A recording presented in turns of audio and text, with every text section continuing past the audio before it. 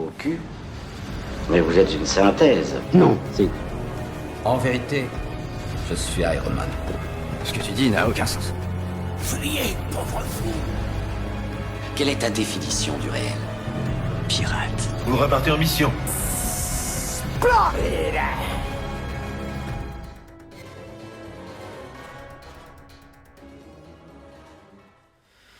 Bonjour à tous et à tous, aujourd'hui on se retrouve pour la seconde partie sur Spider-Man No Way Home, donc si vous êtes ici, vous savez à quoi vous en tenir, car aujourd'hui on va spoiler.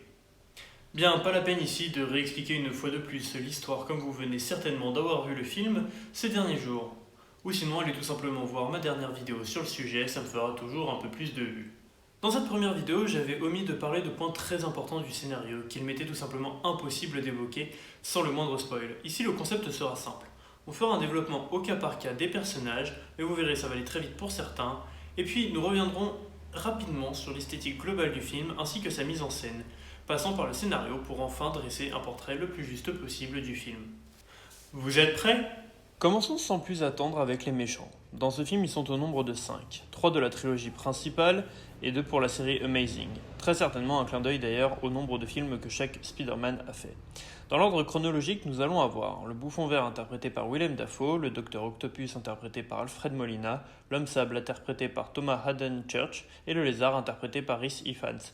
Et enfin, Electro interprété par Jamie Foxx. Débarrassons-nous directement des deux méchants les plus inintéressants du film, à savoir le Lézard et l'Homme Sable, qui ont tous deux des animations visuelles totalement affreuses et ratées. Pour le premier, c'est très simple. Il est entièrement mis de côté pendant l'intégralité du long métrage. Seul ennemi qui n'est même pas capturé par Spider-Man et qui sera totalement mis à part durant tout le film. Même lors du rassemblement de vilains dans l'appartement où il préférera se tenir à l'écart. Et scénaristiquement, il n'apporte rien à l'histoire, même dans sa relation avec Andrew Garfield, aucune évolution notable n'est à apprécier. Pour l'Homme Sable, c'est un peu plus nuancé. Certes, il est peu présent, mais scénaristiquement et à son échelle, il apporte un échange intéressant avec Electro quant à leur vision et leurs intérêts de rester ou non dans cet univers. Malgré un affrontement final où il sera très vite mis hors d'état de nuire, son développement avait été finalisé lors de son premier film, ce qui en fait un personnage sans enjeu majeur et donc difficilement appréciable pour les spectateurs. Une chose qui aurait été intéressante à faire lors de son combat final, lorsqu'il est sauvé, il aurait été judicieux de le voir prendre en main le médaillon de sa fille, comme pour se dire que cette fois-ci, il avait enfin le droit à sa seconde chance. Cette simple image aurait suffi au développement et à la résolution de ce personnage. Concernant les deux premiers méchants évoqués, j'ai appris en faisant mes recherches que les deux acteurs n'ont pratiquement pas été présents sur le tournage, ce qui explique en partie le fait qu'ils soient animés en permanence en CGI avec des apparitions brèves et peu de dialogue. Passons maintenant à deux autres méchants que je qualifierais d'intermédiaires, des méchants suffisamment importants pour apporter quelque chose dans une des trames principales du récit, et en même temps des personnages sur qui la lumière n'est pas dirigée entièrement sur eux. Ici, nous aurons le Docteur Octopus, interprété par Alfred Molina, et Electro, interprété par Jamie Foxx. Dans le cas du Docteur Octopus, nous avons ici, dans un premier temps, un décalage complet du personnage dans l'univers avec lequel il évolue. Véritable cas d'école de la construction du méchant au cinéma, il devait être des plus importants dans ce film. Et j'insiste bien sur le « il devait être important ». Le relayant au final durant tout le long métrage au rang de simple running gag grincheux, avec une scène de rédemption mal amenée mais faisant sens à la nature première du Docteur, le film s'essayant même un parallèle entre les actions de ce jeune Spider-Man et lui-même. Des personnages souhaitant faire le bien au travers d'actions maladroites qui entraînera le malheur autour d'eux.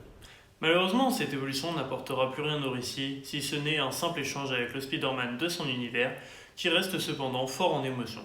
Le cas d'Electro, quant à lui, est intéressant car le personnage est pertinent à traiter.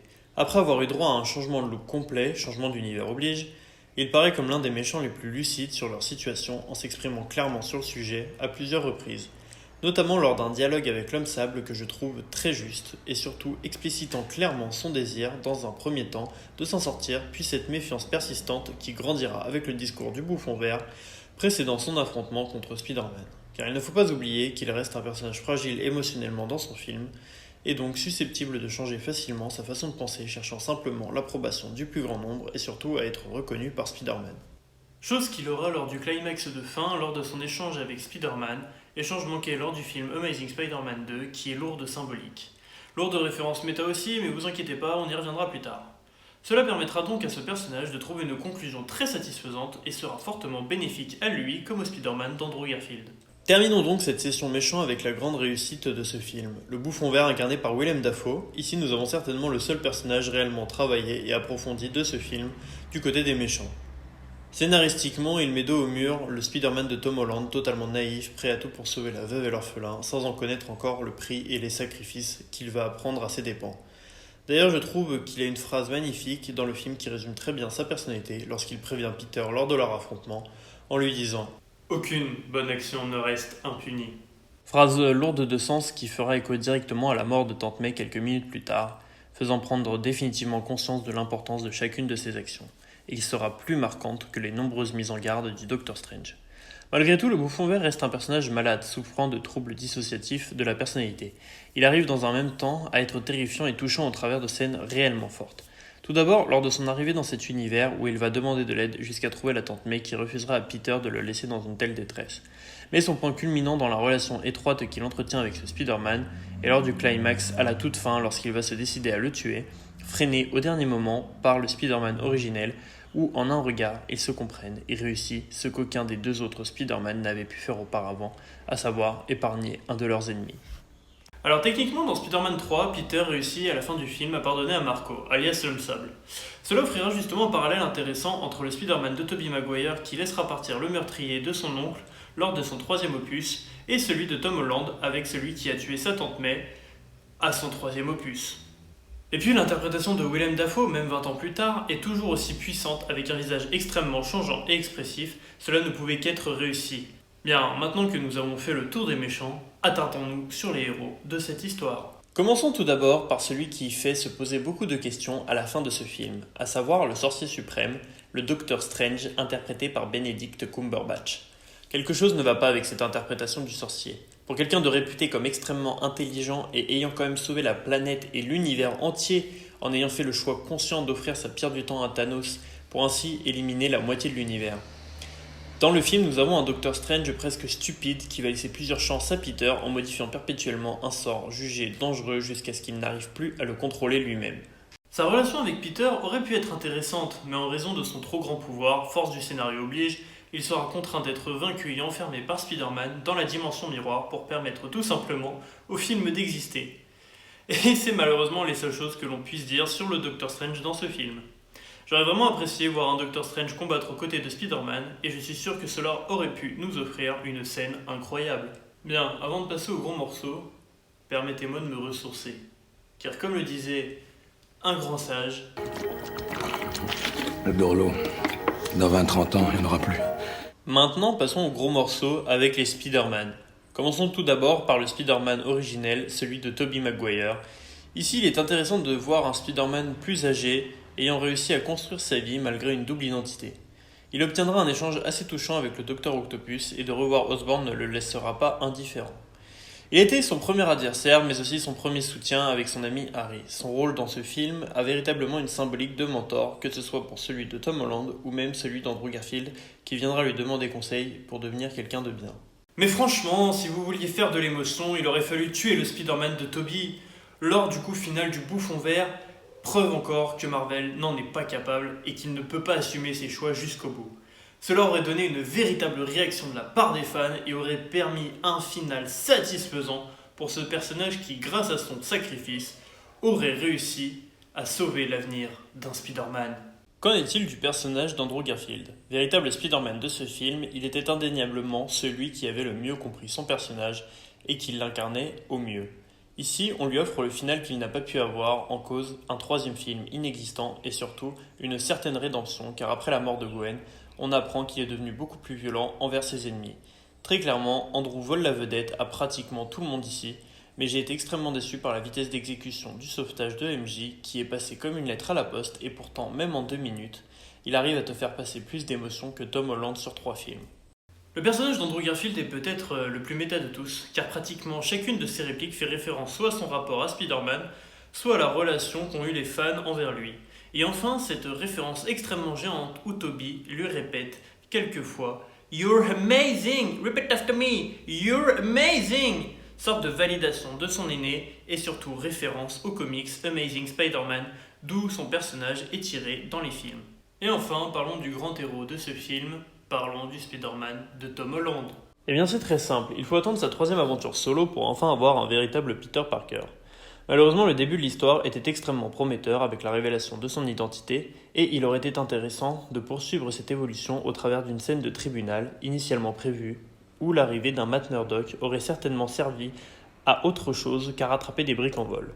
Malgré cela, il a quand même de très bonnes idées, notamment lors de ses interactions avec le Bouffon Vert, qui le mettra véritablement à mal dans ses convictions, et lors de ses échanges avec ses mentors, les anciens Spider-Man.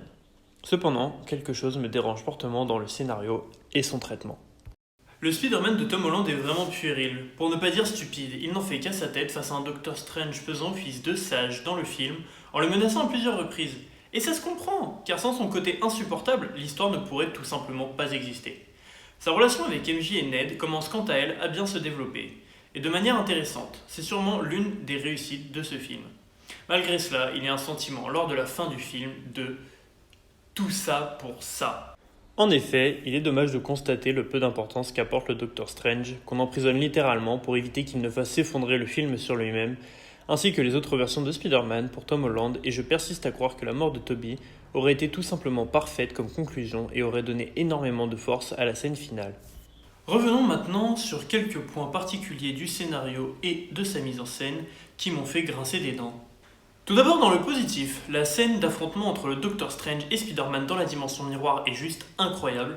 C'est d'ailleurs dommage d'avoir cette scène très tôt dans le film, car à côté le combat final fait vraiment pas le figure. Combat final qui d'ailleurs est extrêmement mauvais visuellement.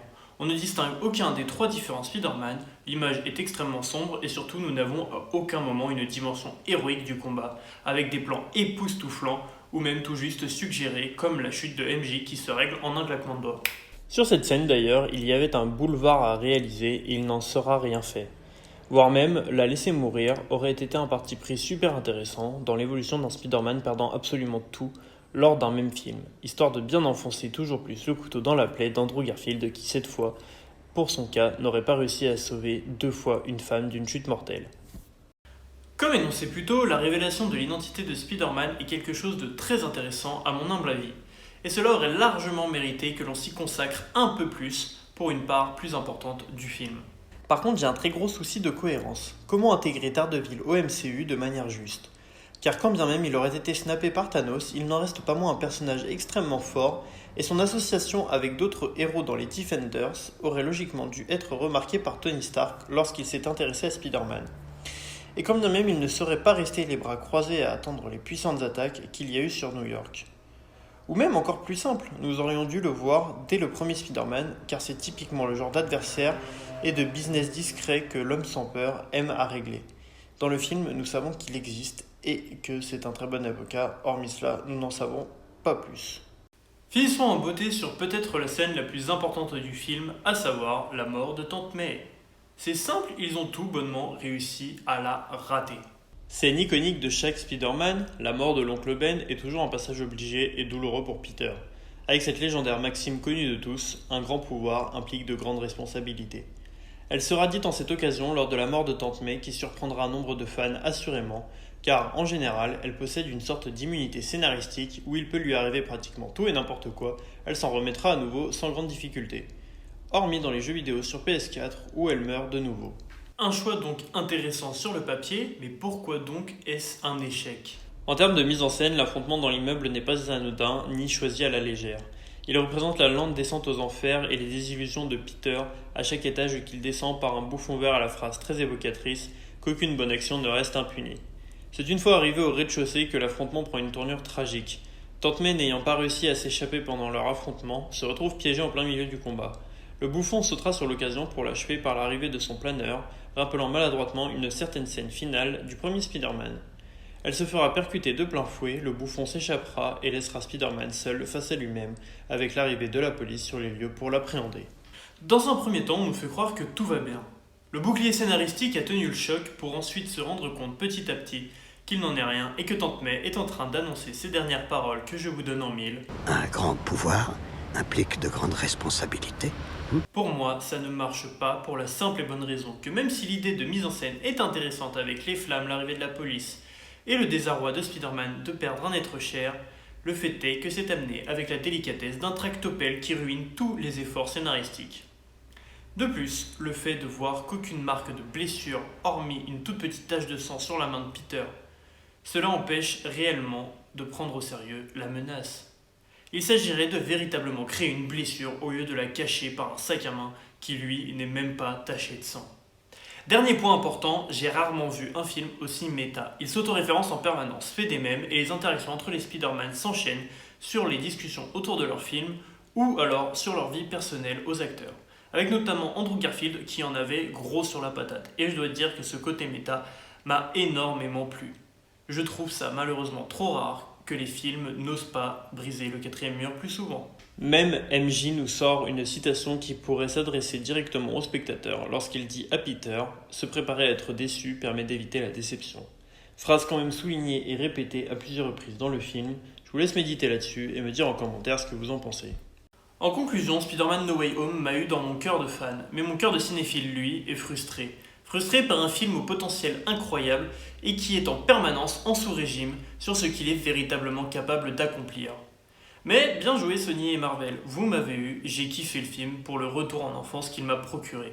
Je reste cependant très curieux de l'avenir du personnage ainsi que celui de Venom, qui après avoir été teasé le temps d'une scène post-générique lors de son second film, se fait une fois de plus cracher au visage en repartant aussi vite qu'il est arrivé, laissant planer le doute sur une éventuelle adaptation de Venom chez Marvel.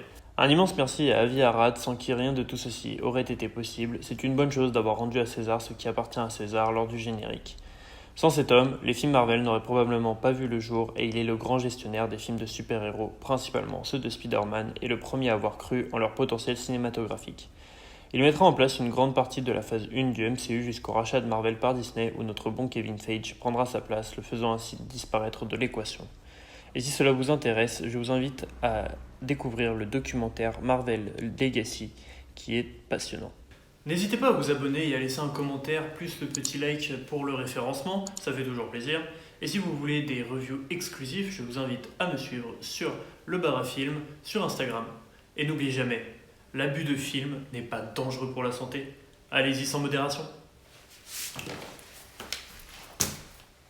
Attends, tu termines comme ça ? Mais t'as pas oublié quelque chose ? Mais non, t'inquiète pas, j'ai pas oublié. Alors vas-y, parce que crois-moi qu'elle va pas t'oublier non plus. Hein. Sachant qu'on a encore besoin d'elle pour faire des dessins. Hein. Et je tiens à remercier...